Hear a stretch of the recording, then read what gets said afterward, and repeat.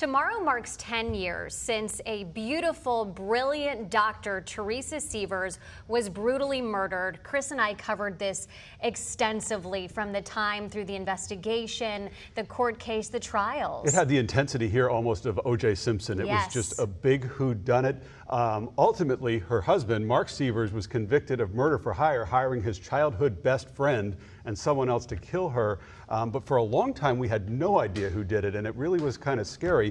There are just so many twists and turns to this. The friend that he hired, Curtis Wainwright, and Mark Sievers, if you put their pictures together, they look like twins. They look like twins. They look like brothers, and they called each other brother from another mother. I mean, those of you who are true crime junkies, this hit all of them. This was on Nancy Grace, every podcast you can imagine, 48 hours, Dateline, multiple times.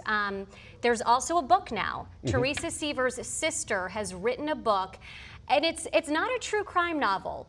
It's about everything from her perspective and about her spiritual connection to her sister. And I have an exclusive interview with Annie Lisa about the book, and we have extensive coverage tonight talking about everything that we went through at that time, with the focus being this is a woman who has a family, who wanted justice, and ultimately they got that. And there's still some moving parts. Mark Sievers, her husband, there's an evidentiary hearing coming up. He's on death row. So some of the people who were most involved in that case are going to be testifying in that. One of them is Jimmy Rogers, one of the other people convicted, the third person convicted, the one called the Hammer, who bludgeoned her with a hammer, according to the way it came out in court.